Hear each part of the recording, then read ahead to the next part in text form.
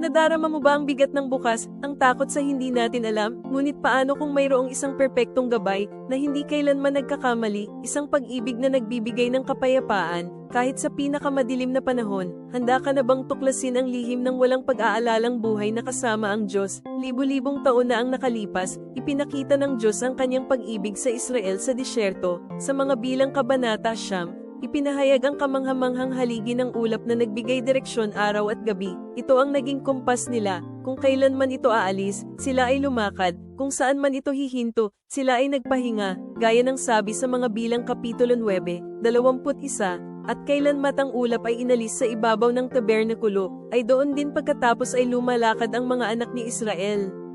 Isang paalala na ang kanyang oras at plano ay perpekto, tulad ng Israel, tayo rin ay mayroong gabay ngayon. Ang pag-ibig ng Diyos ay ating liwanag, nagpapagaan ng ating mga pasanin at nagbibigay ng kapayapaan. Hindi natin kailangang malaman ang lahat ng detalye ng ating kinabukasan, ang kailangan lang ay buong pusong pagtitiwala sa Kanya. Sa bawat hakbang sa pananampalataya, tayo ay ligtas at pinangangalagaan sa Kanyang yakap.